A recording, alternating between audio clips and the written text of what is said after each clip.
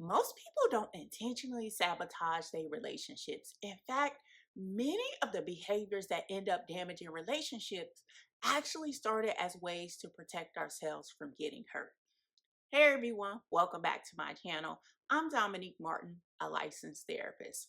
Today, I'm gonna walk you through the top 5 ways people unintentionally sabotage their relationships, the signs to look for, how these behaviors affect your partner, and most importantly, alternatives that support healthy relationships.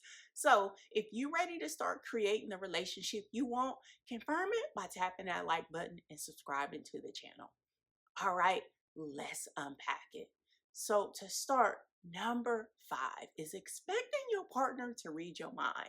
This one is so common. So, maybe you caught yourself thinking, if they really cared about me, they know what I need. Or maybe you feeling disappointed because your partner didn't do something that you were hoping for, even though you never actually told them what you wanted. Instead of communicating, you became frustrated or resentful. The problem is that your partner may be left feeling confused. They may genuinely want to show up for you, but they don't know how you would like them to.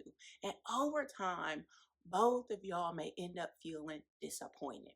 Here's an alternative. Instead of expecting your partner to guess, for example, saying something like, your support would really help me right now. Would you be willing to? And then clearly state what you need. Healthy relationships ain't built on mind reading, they built on clear communication. All right, number 4 is keeping score. So, have you ever thought, I always do more around here? Or found yourself bringing up mistakes from months or even years ago? Maybe you constantly comparing who sacrifices more, who apologizes more, or who gives more to the relationship. When this happens, the relationship may start feeling less like a partnership. Instead of working together, you trying to prove who's more exhausted or who's more right or who's done more. A way to interrupt this pattern is to ask yourself, am I trying to understand my partner or am I trying to prove a point? Then intentionally practice appreciation. So every single day, tell your partner one thing you notice and appreciate about them. Gratitude has a way of interrupting resentment. All right, 3 is avoiding conflict. So, a lot of partners believe that avoiding conflict keeps the peace. But the truth is, avoiding conflict usually creates bigger problems later.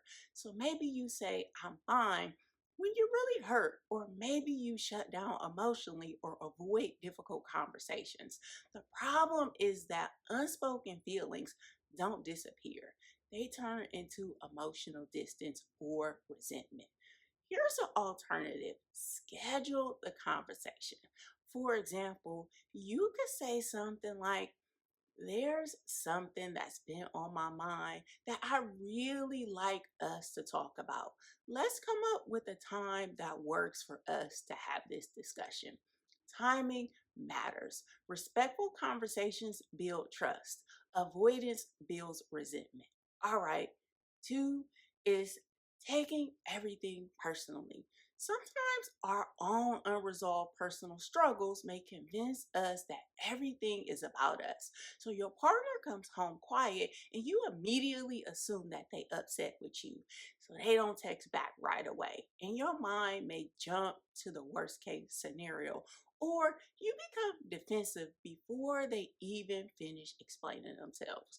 When this happens repeatedly, misunderstandings may multiply and your partner may start feeling like that they walking on eggshells because they worry that everything that they say will be interpreted negatively. Here's an alternative: pause before reacting. So ask yourself 3 questions.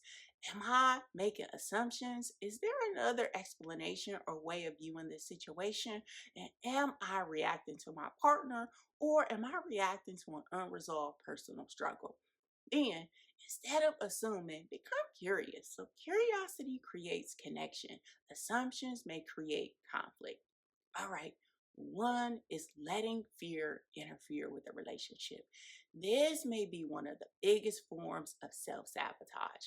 So, fear of rejection, fear of abandonment, or fear of not being enough. When fear is driving the relationship, partners sometimes become overly dependent or they do the exact opposite. They push their partners away before they can get hurt. So you might notice yourself constantly seeking reassurance or attempting to test your partner's love or commitment, or pulling away even though you really want closeness, or overgeneralizing every conversation and interaction. Here's the thing: the very behaviors that are meant to protect the relationship often create the distance you're most afraid of. So instead of reacting automatically, pause and notice what triggered you.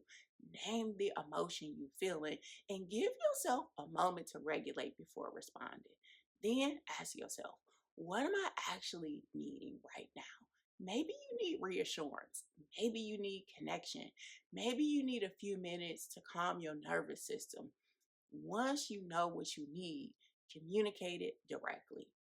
Healthy vulnerability creates connection, and fear driven behaviors can create distance. Self sabotage is often a learned survival strategy, and what you learn, you can unlearn.